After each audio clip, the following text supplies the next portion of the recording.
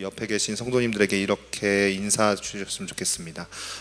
예배에 나오시느라 또 고된 삶을 마치시고 예배 가운데 나오셨는데 뭐 다들 이제 저랑도 이제 한 4년 같이 이렇게 생활하셨으니까 아시겠지만 저 사람에게 기대할 게 없다라는 것들은 충분히 마음속에 어느 정도 갖고 계시지 않겠습니까? 그런 의미에서 저 앞에 저 사람 말고 우리 주님만 기대합시다 하는 마음으로 옆에 분 앞뒤로 이렇게 인사해 주시면 감사하겠습니다.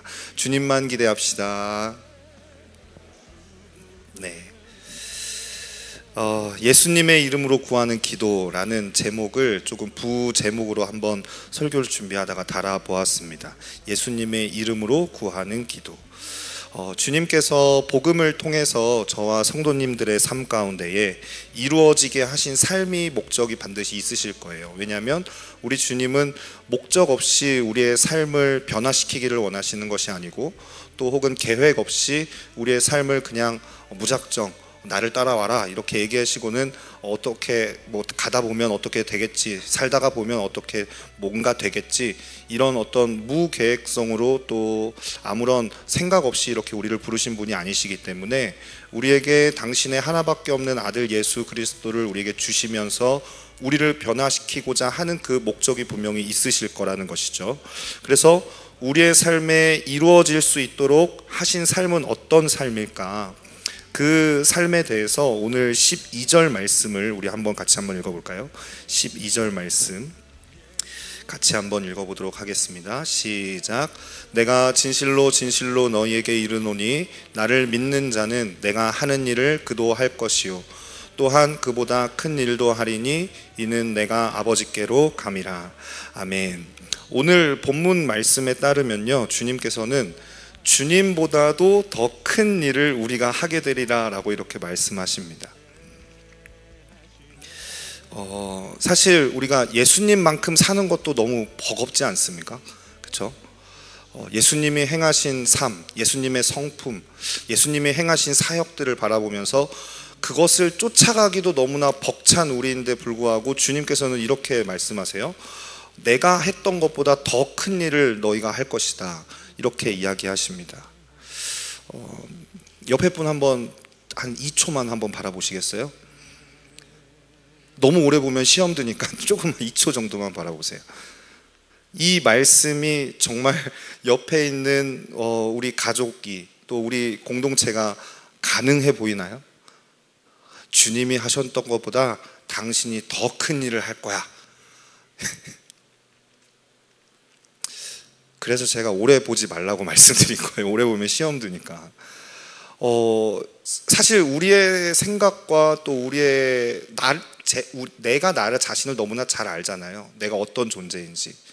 내가 주님 말씀에 순종하면서 살아간다고 하기는 하는데 사실은 전혀 그렇지 못하고 매번 또 주님 말씀에 삐끄덕하고 미끄러지고 중간에 또 도중하차하고 또 주님 실망시키고 이런 적이 너무나 수도 없이 많은데 주님께서는 도대체 나를 뭘 보고 내가 했던 것보다 더 큰 일을 너희가 할 것이다 라고 이렇게 이야기하시는지, 그러니까 불가능하게 생각되어지는 것이죠. 그 이상은 사실은 너무나 상상할 수도 없고 주님이 뭔가 조금 너무 나를 과대평가하는 거 아닌가, 나를 좀 너무 높게 평가하시는 거 아닌가, 뭔가 잘못 말씀하신 것이 아닌가 싶다가도 어쨌든 주님이 하신 말씀이기 때문에 우리는 이 말씀을 더욱 큰 결론으로 붙잡아야 하는 것이 이치상 맞습니다. 그렇지 주님의 말씀이 더 큰 결론이지 하면서 붙잡아야 되는데 또 내 모습을 바라보면 근데 그 말씀하고 나는 너무나 동떨어진 삶을 살아가고 있는 것이죠.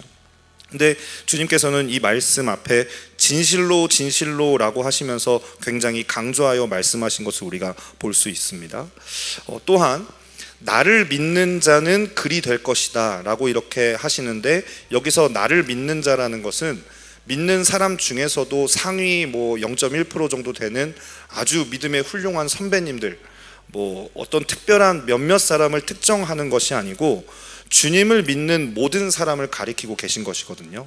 그러니까 예수님을 믿는 모든 사람들이 주님이 행하셨던 그 사역보다 더 큰 일을 할 것이다, 더 놀라운 일을 할 것이다 라는 것을 주님이 말씀하고 계시는 것이죠. 예수님을 믿는 모든 자는 예수님보다도 더 큰 일도 할 수 있을 것이다 라는 이 엄청난 말씀이 가능한 이유에 대해서 예수님은 이렇게 말씀하셨습니다. 이는 내가 아버지께로 감이라 라고 이렇게 하셨습니다. 그러니까 주님이 십자가의 구속을 완성하시고 그리고 부활하심으로 영광을 얻으셨기 때문이고, 고로 이 십자가를 근거로 이 불가능해 보이는 삶이 믿는 모든 자에게 유효하게 적용된다는 말씀인 것이죠. 그렇다면 주님께서 십자가의 구속을 완성하시고 아버지께로 가심으로 말미암아 남겨진 우리에게 어떤 일이 가능하게 되는 것인지 13절에 이어서 주님이 말씀해 주시는데, 우리 같이 한번 13절 읽어보도록 하겠습니다. 시작. 너희가 내 이름으로 무엇을 구하든지 내가 행하리니 이는 아버지로 하여금 아들로 말미암아 영광을 받으시게 하려 함이라. 아멘. 너희가 내 이름으로 무엇을 구하든지, 그러면 누가 시행한다고 지금 하시고 있습니까? 바로 예수님이 시행하신다라는 것이죠. 우리는 보통 그 성령 충만함 이런 것에 대해서 생각을 하면은, 성령의 능력을 생각할 때 우리 사고에는 늘 내가 주체가 되어지곤 합니다. 그러니까 내가 있는데 어느 날 주님께 뜨겁게 기도하다가 갑자기 성령의 충만함이 임하면서 성령의 권능을 힘입어 주님이 나에게 능력을 부어주시면 그 능력을 가지고 내가 일하는 개념을 갖고 있는 것이죠. 전에는 그렇게 하지 못하던 사람이 성령 충만하더니 갑자기 그 일을 막 한다.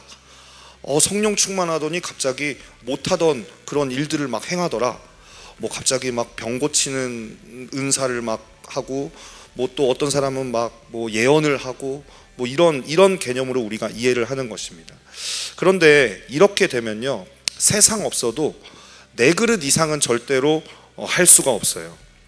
아무리 대단한 능력이라도 그 능력을 받아서 담는 그릇이 나이기 때문에 나에게 담기면 내 분량만큼밖에 일하지 못할 것 아닙니까? 그렇죠? 내 그릇이 만약에 밥 공기만 하면 밥 공기만큼만 행할 것이고, 내 그릇이 만약에 간장 종지만 하면 종지만큼만 일하고 마는 것 아니겠습니까? 그런데 말씀은 달라요. 우리가 예수님께 구하면 예수님이 우리에게 능력을 주셔서 우리 그릇에 요만큼 옮겨 담아 일하게 하시는 것이 아니라, 네가 구하면 내가 시행하리라. 그러니까 시행하는 그 주체가 내가 아니라 바로 예수님이신 것을 우리가 알 수 있는 것이죠.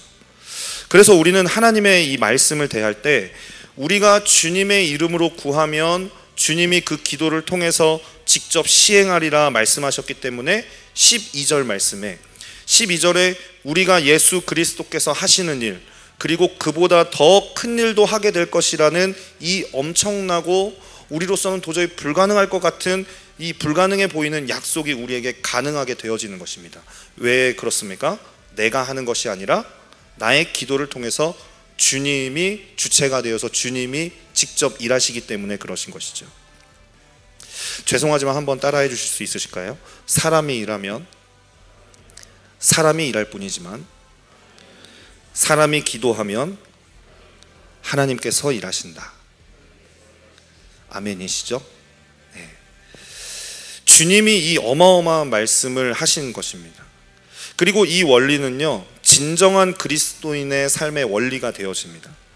우리가 흔히 입에 담고 살아가는 내가 죽고 예수님이 내 안에 사시는 삶, 나를 부인하고 십자가를 지고 주님을 따라가는 삶, 이 십자가에서 이미 이루어 놓으신 이 엄청난 진리가 우리 삶의 구체적인 현실로 드러나는 원리가 바로 우리 편에서는 믿음인 것이고, 그리고 이 믿음으로 우리 삶을 살게 하시는 주체가 바로 누구이신 것입니까? 우리 안에 찾아오신 보혜사, 바로 성령님이신 것입니다. 그렇기 때문에 이 복음의 삶, 말씀이 실제되는 삶, 그리고 예수님이 내 안에 사시는 삶으로 나아가기 위해 믿음으로 여기고 드리고 또 끝까지 계속해서 신뢰하는 이 신자의 삶의 구체적인 표현이 바로 너희가 내 이름으로 구하라 라고 하신 바로 기도가 되어지는 것입니다. 그리고 우리가 예수님의 이름으로 구하면 그 불가능해 보이던 삶을, 내 수준으로는 도무지 이룰 수 없고 불가능할 것 같은데, 상상할 수가 없는데, 이 상상할 수도 없는 믿음의 삶을 예수님이 시행하시리라 하시는 것입니다. 할렐루야. 네. 주님이 그와 같이 행하신다고 하시니까 우리가 부정할 수 없는 것이죠. 그렇기 때문에 이 복음과 기도는요, 뗄래야 뗄 수 없는 가치이고, 복음이 실제되는 삶은 반드시 이 기도를 통해서 이루어진다는 것을 우리는 결코 잊지 말아야 하는 것입니다. 그런데 문제는 기도를 우리는 그와 같이 복음과 기도의 가치를 동일하게 생각하지 않는다는 것이죠. 연관지어서 생각하지 않는다는 것이죠. 우리의 기도는 너무나 왜곡되어져 있습니다. 자아 중심적이고요, 그리고 자아 추구적인 기도를 해왔기 때문에 기도라고 하는 이 개념 자체마저도 세상의 사람들과 별반 차이가 없게 되어지는 것이죠. 그 대상이 서로 다를 뿐이지, 어떠하든지 어쨌든 누구든지 불확실한 대상을 만들어 놓고 내가 소원하는 것을 비는데, 우상에게 빌든지 아니면 기독교 안에서 하나님께 빌든지, 또 전능하다고 말하는 자기가 믿고 있는 어떤 신에게 빌든지 상관없이 공통점이 있다면 그들의 기도의 내용에는 소원 성취와 또 문제 해결에 초점이 집중되어진, 오직 자기의 유익과 자기의 만족을 위한 그런 수단으로서 기도를 행한다라는 것이죠. 솔직히 성도님들, 언제 기도가 절실하게 되시던가요?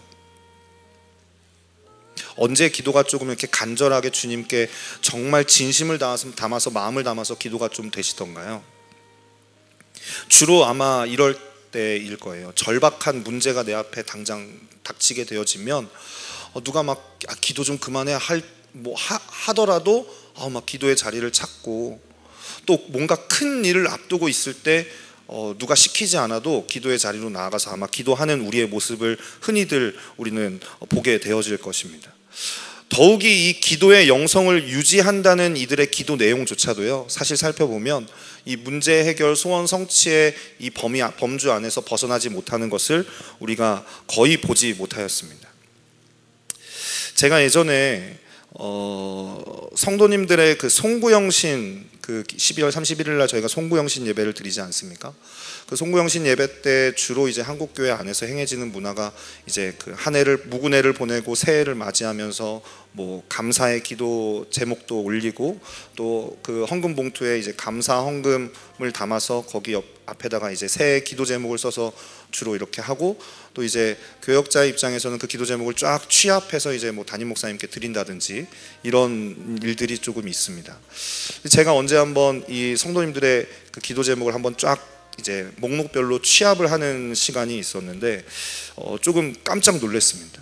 왜냐하면 뉴스에서 봤던 이 동해 일출이 유명한데 어디죠? 정동진이나 이런 데 가서 뜨는 이 해를 바라보며 1월 1일에 첫 해를 바라보며 비는 소원의 제목과 송구영신 때 감사헌금과 같이 올라온 기도 제목이 별반 차이가 없는 거예요.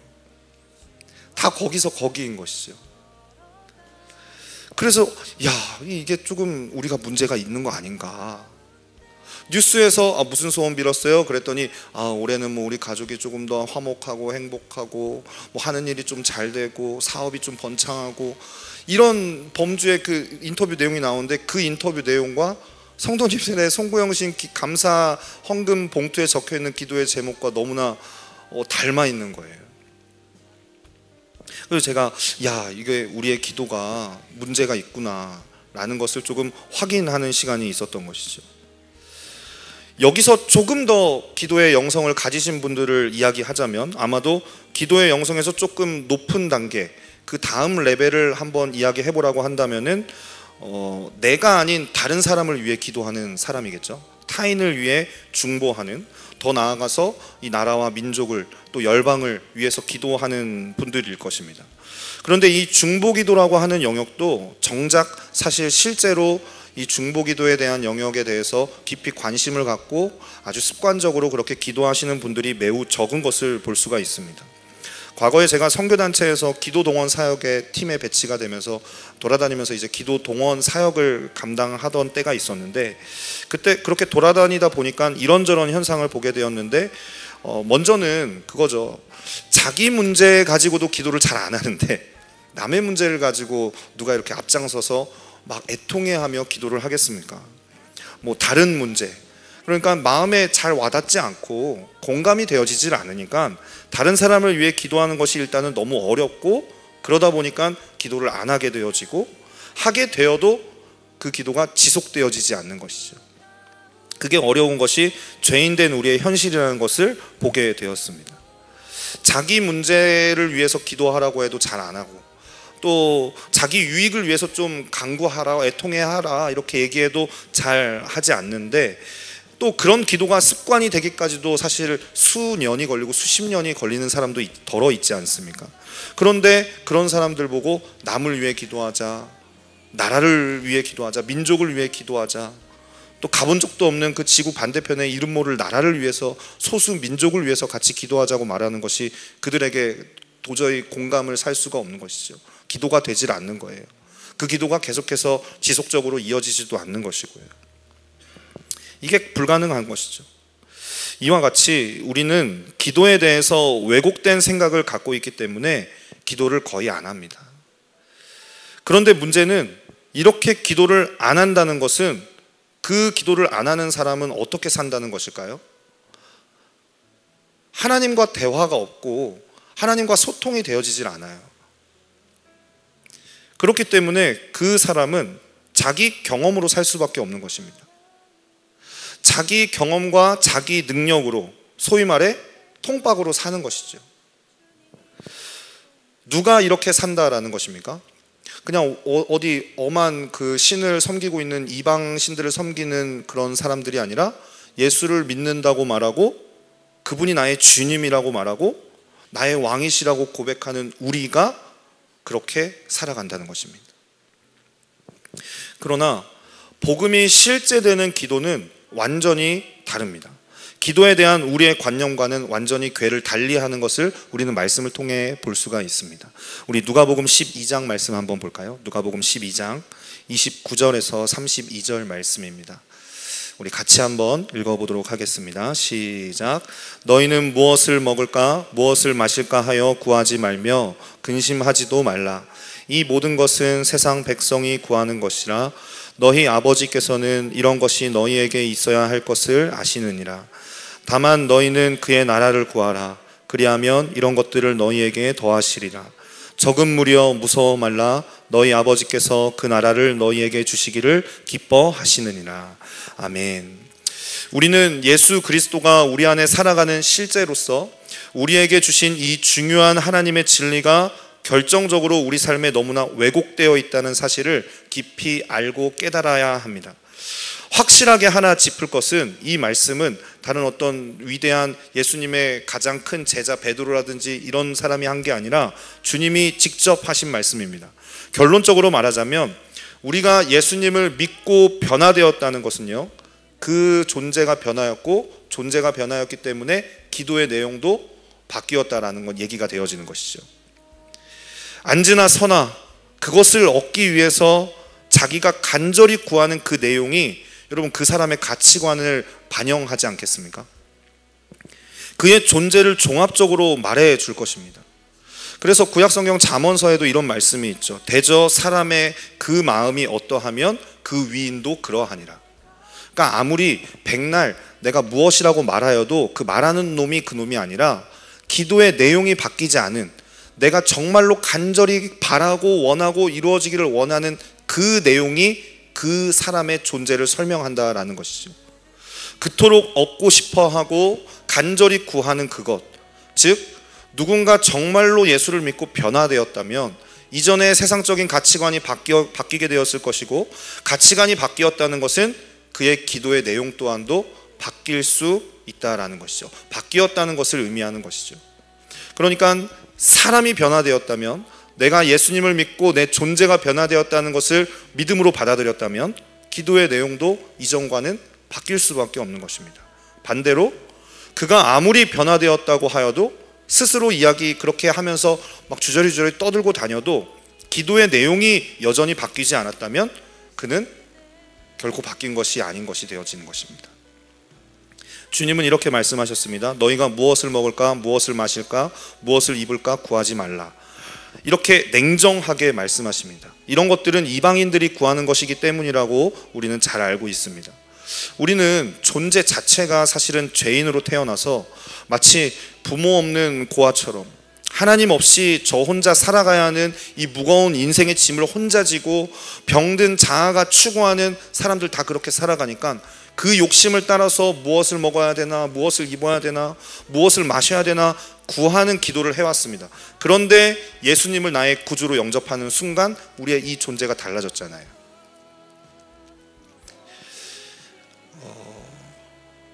정말 가난해서 집도 절도 없이 거렁뱅이처럼 돌아다니는 거지는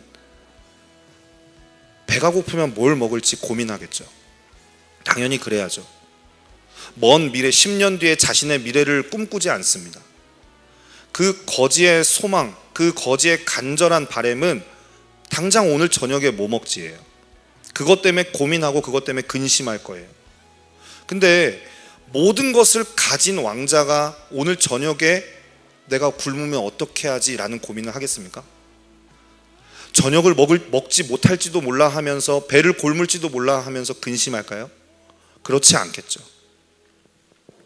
밥 한 끼 때문에 근심하는 왕자는 존재하지 않습니다. 주님이 이렇게 말씀하셨어요. 구하지 말며 근심하지도 말라. 왜? 왜 그런 거 아니? 이 모든 것은 세상 백성들이 구하는 것이기 때문에 그렇다. 그래서 그가 누구에게 어디에 속하였는지 세상 백성과 하나님의 자녀를 구분하는 가장 확실하고 실제적인 차이는 그의 기도의 내용을 들여다보면 알 수 있는 것이죠. 만약 우리의 기도 제목이 바꿀 수가 없다면, 여전히 나의 기도 제목 가운데에 이 문제 해결 소원 성취의 범주 안에서 벗어날 수가 없다면 복음의 가치가 그에게는 여전히 실제된 적이 없다는 이야기도 되어지는 것입니다. 예수님께서는 이런 것이 너희에게 있어야 할 줄을 하나님은 알고 계신다 하시며, 그러니 다만 너희는 그의 나라를 구하라, 그리하면 이런 것들을 너희에게 더해 주실 것이다 라고 말씀하셨습니다. 먹느냐 마시느냐 하는 것은 하나님과 아무 상관없이 살아가는 저주받은 자들의 두려움에서 빚어진 기도 제목인데, 우리는 고아도 아니고 버림받은 자도 아니고 떠돌이도 아닌 너희가 도대체 왜 그런 기도를 하냐고 주님이 답답하신 거예요.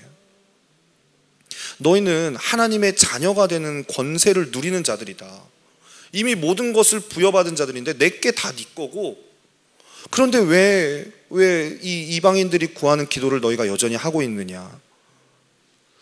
예수님은 하나님의 자녀된 권세를 십자가에서 이루셨고 그것을 우리에게 허락해 주셨습니다. 아멘이시죠?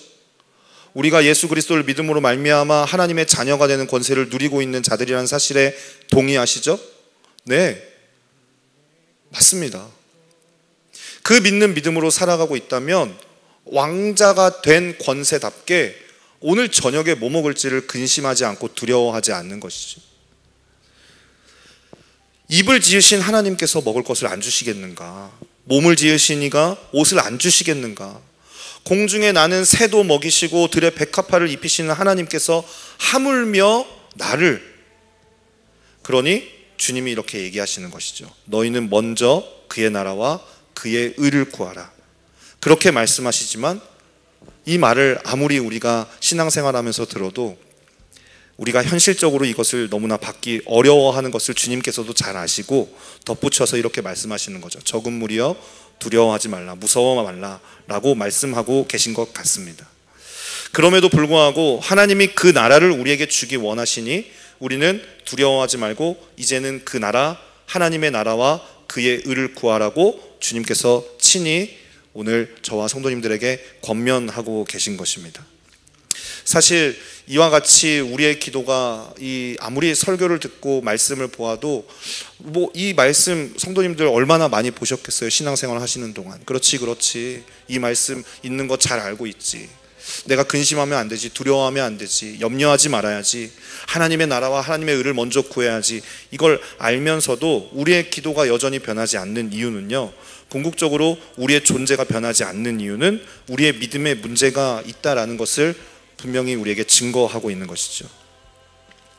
우리는 나에게 일어나는 문제와 상황을 통해서 하나님을 해석하려고 하는 그런 죄된 습성이 있습니다. 이게 세상 사람들이 그렇게 바라보거든요. 어떤 사람이 불행한 일을 겪어요. 그러면 어떻게 되어집니까? 하늘을 원망하죠. 나에게 불행한 일이 일어났기 때문에. 그러니까 이 사람은 어떻게 지금 해석을 하고 있는 겁니까? 자신 삶에 일어난 상황과 환경을 통해 하나님이 어떤 분이신지 결정해버린 거예요. 그렇죠?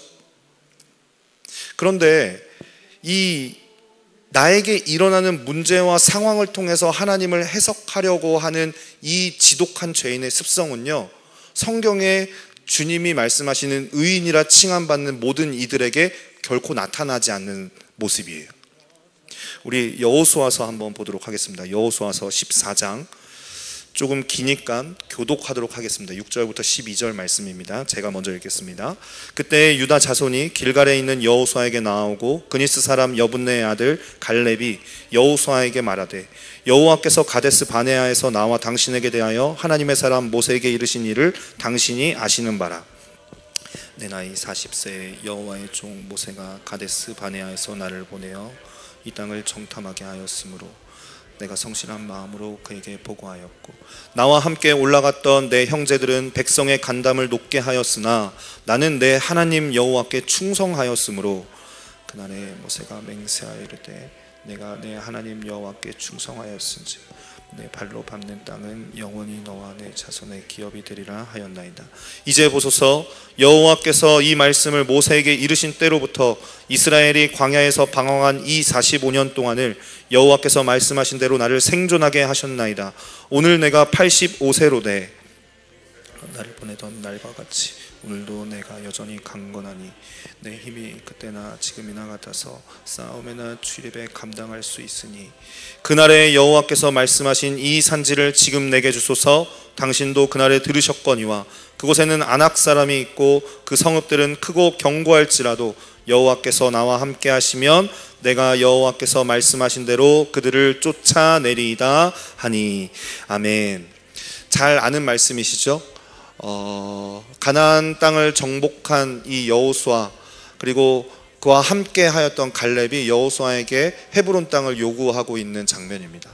여기 저희가 읽은 이 말씀에서도 유추할 수 있듯이 이미 40년 전 가데스 바네아에 이르렀을 때 12정탐꾼을 가나안 땅으로 보내서 주님은 모세를 통해 정탐을 하였고, 여호수아와 갈렙을 제외한 모든 정탐꾼들이 10명의 정탐꾼들이 부정적인 보고를 하였고 여호수아와 갈렙은 긍정적인 보고를 하였던 것을 알 수가 있습니다.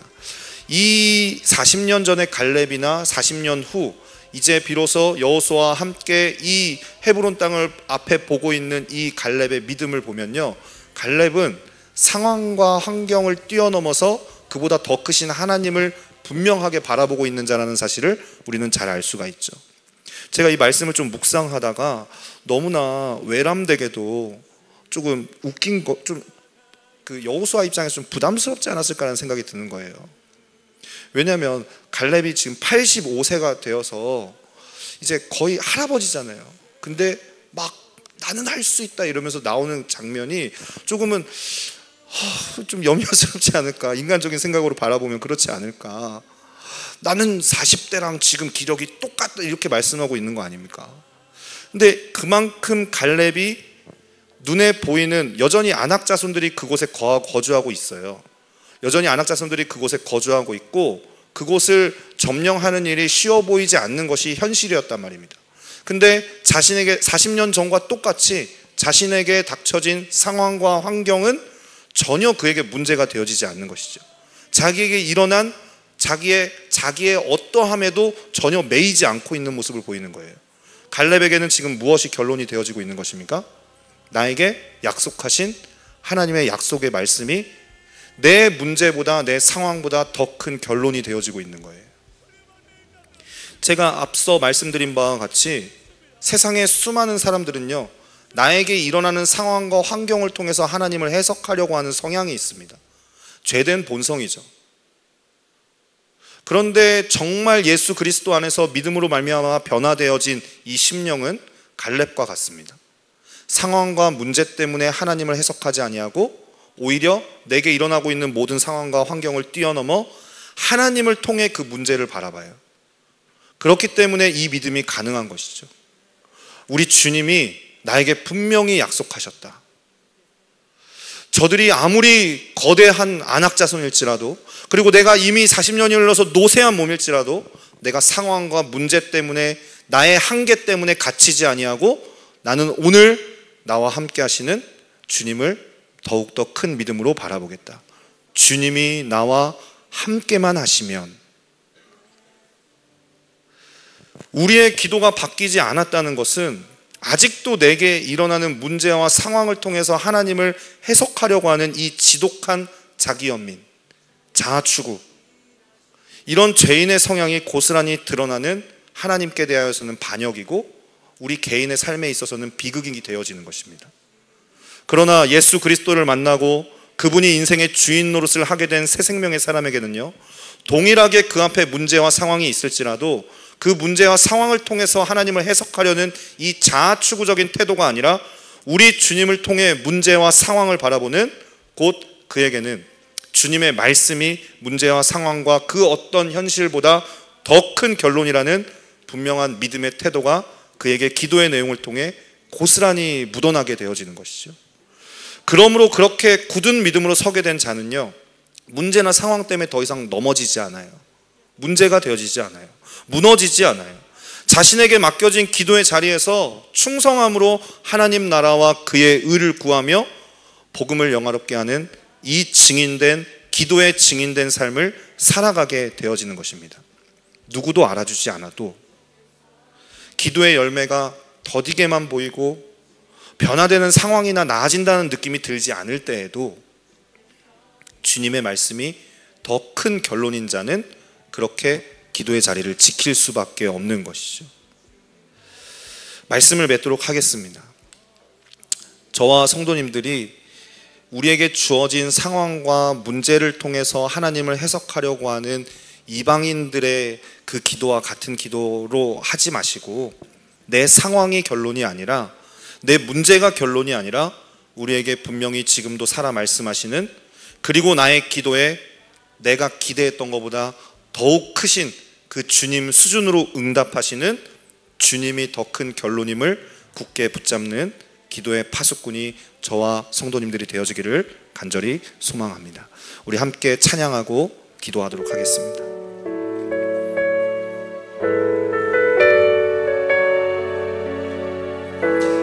나의 기도하는 것보다, 우리 같이 찬양 드리신 후에 기도하도록 하겠습니다. 나의 기도하는 것보다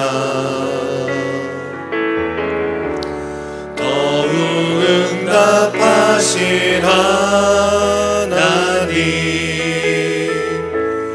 나의 생각하는 것보다 더욱 이루시는 하나님, 우리 가운데 역사하신 능력대로 우리들의 간구함은 넘치도록 능히 하신 주님께 모든 영광과 존귀 찬양과 경배를 돌릴지어다.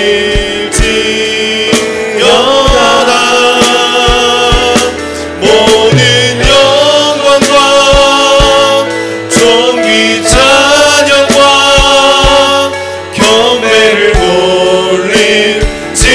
우리 처음부터 한 번 더 찬양하겠습니다. 나의 기도하는 것보다, 나의 기도하는 것보다 더욱 응답하신 하나님, 더욱 응답하신 하나님, 나의 생각하는 것보다 더욱 더욱 이루시는 하나님, 우리 가운데 역사하신 능력대로 우리들의 강구함을 넘치도록 능히 하신 주님께 모든 영광과 용기 찬양과 경배를 돌릴지어다.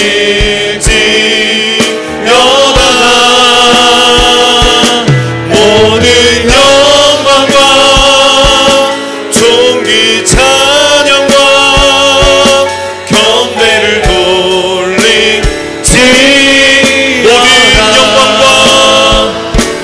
모든 영광과 존귀 찬양과 경배를 돌릴지어다.